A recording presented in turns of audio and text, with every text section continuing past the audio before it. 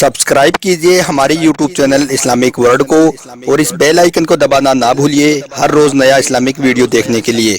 शुक्रिया। दोस्तों, हजरत इमाम सादिक रहमतुल्लाहि अलैहि फरमाते हैं कि जिंदगी तबाह बर्बाद कर देने वाले गुनाहों में से एक बहुत बड़ा गुनाह जिसे गुनाह अजीम कहा जाता है वो ये है कि अपने हाथों के जरिए और अपनी जुबान के जरिए अपने बूढ़े और कमजोर माँ बाप को तकलीफ देना। आज के इस वीडियो में हम आपको एक ऐसे ही जालिम बेटे का सच्चा वाकया बताने वाले हैं जिसने अपनी बूढ़ी और नाबिना माँ को खूंखार कुत्तों के हवाले कर दिया, यानी कि अपनी बूढ़ी माँ को कुत्तों के सामने फेंक दिया। लेकिन इसके बाद में उस जालिम बेटे के साथ में जो कुछ हुआ जानकर यकीनन आपके भी रोंगटे खड़े हो जाएंगे। इसलिए आज का यह वीडियो आप सभी के लिए बहुत खास है, आप इसको आखिर तक जरूर देखें। और सबसे पहले आप अपने माँ बाप की मोहब्बत में इस वीडियो को दिल से एक लाइक जरूर कर दें और मेहरबानी करके इसे शेयर भी कर दें ताकि और भी लोगों के पास में यह वीडियो पहुंच जाए। तो चलिए दोस्तों शुरू करते हैं। दोस्तों, हैदराबाद के किसी इलाके का रहने वाला एक टैक्सी ड्राइवर कहता है कि एक बार मुझे चंद सवारियों को कब्रिस्तान में छोड़ने का इत्तेफाक हुआ। अभी मैं उन सवारियों को छोड़कर वापस आ ही रहा था कि इतने में मैंने देखा कि कब्रिस्तान में एक कब्र के ऊपर एक बूढ़ी औरत लेटी हुई है और जारों कतार रो रही है और वो रो रो कर कह रही है, ओ मेरे बेटे, तू मुझे यहाँ पर अकेला छोड़कर कहाँ चला गया है? तेरे बगैर मुझे यहाँ पर कोई पानी देने वाला भी नहीं है। तेरे जाने के बाद में मेरा कोई दुखड़ा सुनने वाला नहीं है। ओ मेरे लाल, तू मुझे यहाँ पर अकेला छोड़कर इस दुनिया में क्यों आ गया है? वो तेरा एक नौजवान भाई पहले तो मेरी खूब खिदमत में लगा रहता था, लेकिन जब से मैंने उसकी शादी की है तब से वो भी मुझसे पीछे हट गया है। इस तरह से वो बुढ़िया एक कब्र पर लेटी हुई रो रो कर अपने मरे हुए बेटे को दुखड़े सुना रही थी। वो टैक्सी ड्राइवर कहता है कि जब मेरे कानों में उस बूढ़ी औरत की आवाज़ सुनी तो मैं फौरन ही अपनी टैक्सी से नीचे उतरा। मेरी आंखों में आंसू आ गई। मैं दौड़ता हुआ उस बुढ़िया औरत के पास में गया और जाकर मैंने उससे पूछा, ए बूढ़ी अम्मा, यह कब्र किसकी है? तो उसने कहा कि बेटा ना पूछो, यह मेरे नौजवान बेटे की कब्र है। इसके बाद मैंने कहा, मगर अम्मा, इस वक्त मगरिब का वक्त चल रहा है, इस वक्त तू यहाँ पर कब्रिस्तान में अकेली क्या करने आई है? तो उसने कहा, मेरा बेटा मुझे यहाँ पर छोड़ के गया है। वो यह कहकर गया है कि मैं अभी आ रहा हूँ, तब तक तू अपने इस बेटे की कब्र की जियारत कर ले। मैंने कहा, ठीक है बेटा, तब तक मैं अपने मरे हुए बेटे को अपना दुखड़ा सुना देती हूँ। इसलिए मैं यहाँ पर अपने सीने का बोझ हल्का करने के लिए आई हूँ। वो टैक्सी ड्राइवर कहता है कि बूढ़ी माँ की इन बातों ने मुझे रुलाकर रख दिया। मैं खून के आंसू रोने पर मजबूर हो गया। इसके बाद मैंने कहा, अम्मा जी, अब रात होने वाली है, आओ उठो, मैं आपको बआसानी आपके घर तक छोड़ दूँ। तो यह सुनकर बूढ़ी माँ मुस्कुराकर कहने लगी, बेटा, आपको अल्लाह जज़ाए खैर दे, मगर मेरा बेटा अभी आ ही रहा होगा, मैं उसके साथ में चली जाऊंगी। मैंने कहा कि ठीक है माँ जी। इसके बाद मैं अपनी टैक्सी में बैठा और अपने घर की तरफ चला गया। लेकिन फिर जैसे ही वो रात गुजरी, यानी कि जैसे ही सुबह हुई, तो सुबह सुबह एक खबर मेरे शहर की गली गली में फैल गई। उस खबर ने हर तरफ शोर मचा दिया। वो खबर ये थी कि रात के वक्त में कब्रिस्तान में एक कब्र पर लेटी हुई एक बूढ़ी माँ को कुछ खूंखार कुत्तों ने चीर फाड़ कर मार दिया।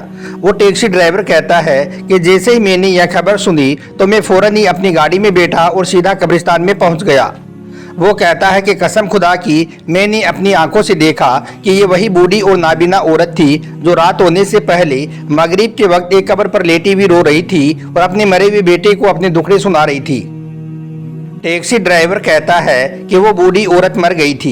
इसके बाद में उसकी तदफीन भी हो गई, मगर अब यह मंजर हर वक्त मेरी आंखों के आगे घूमने लगा था।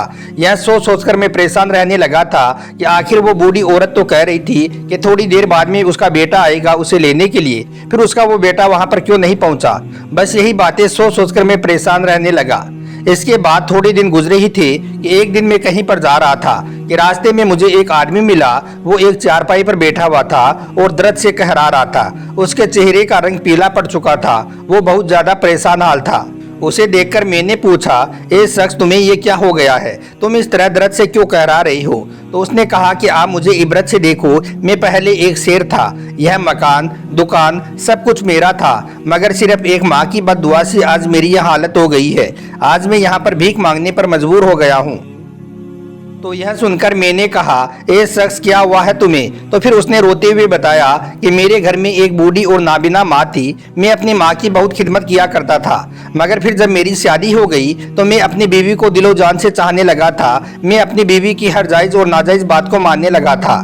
एक दिन मेरी बीवी ने मुझसे कहा कि अब इस घर में या तो तुम्हारी यह बूढ़ी माँ रहेगी या फिर मैं रहूंगी। या तो अब मुझे छोड़ दो या फिर अपनी इस बूढ़ी और नाबिना माँ को इस घर से निकाल दो। मैंने अपनी बीवी को बहुत समझाया कि मेरी यह बूढ़ी माँ इस हालत में कहाँ जाएगी, ऐसा मत करो, मगर उसने मेरी एक भी बात नहीं मानी और अपनी जिद पर अड़ी रही। फिर मैंने एक तरतीब सोची कि क्यों ना मैं अपनी बूढ़ी माँ से कहता हूँ कि अम्मा उठो, मैं तुम्हारे बेटे की कब्र पर तुम्हें ले चलता हूँ, जाकर तुम अपने बेटे की कब्र की जियारत कराओ।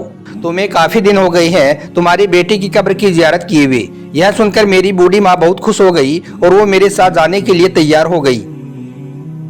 मैंने सोचा कि शाम के वक्त मैं अपनी माँ को कब्रिस्तान में छोड़ दूंगा।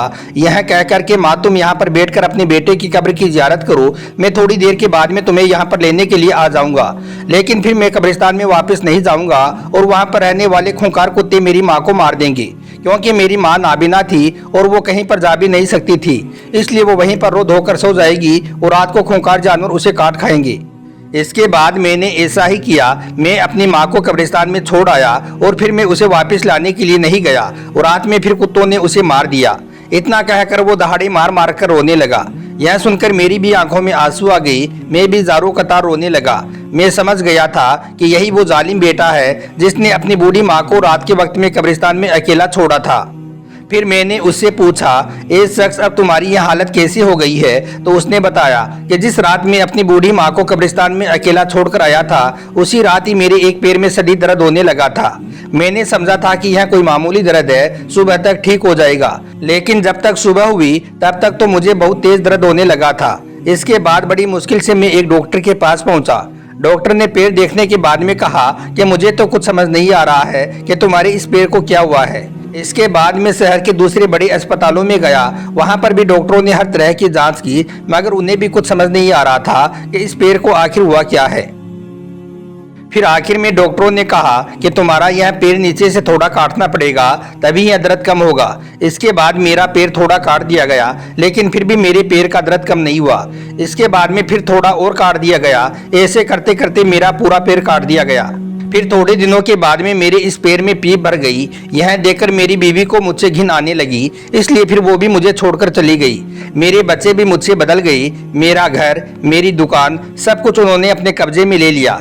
अब मैं रास्ते में भीख मांग रहा हूँ, मगर लोग मेरे करीब भी नहीं आते हैं। लोग मुझे दूर से ही रोटी फेंक देते हैं, जैसे कोई कुत्ते को रोटी डालता है।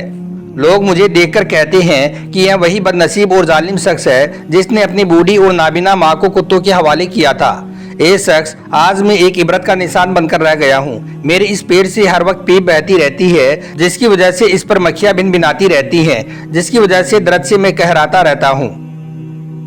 इतना कहकर उसने एक जोरदार चीख मारी और वो वहीं पर जमीन पर गिर पड़ा। फिर उठा और कहने लगा, ए शख्स, यह तो सिर्फ इस दुनिया की जिल्लत है, पता नहीं मेरे साथ आखिरत में क्या होगा। इतना कहकर फिर वो जमीन पर गिर पड़ा और फिर उसने अपनी आंखें नहीं खोली, बस यही कहता रहा कि आप मेरे नाराज रब को मुझसे राजी करा दीजिए, क्योंकि जिससे उसकी माँ नाराज होती है उससे उसका रब भी नाराज होता है। आज मैं अपनी माँ की बद्दुआ की वजह से उजड़ कर रह गया हूँ। इतना कहकर फिर वो वहीं पर मर गया। दोस्तों, याद रखो, यह वो गुनाह है जिसको करने वाले से अल्लाह पाक सख्त नफरत करता है। यह गुनाह बंदे को अल्लाह के गजब के करीब कर देता है। इसलिए चाहे कुछ भी हो जाए, कितने भी मुश्किल हालात आ जाएं, मगर अपने माँ बाप को जिंदगी में कभी भी कोई तकलीफ मत देना।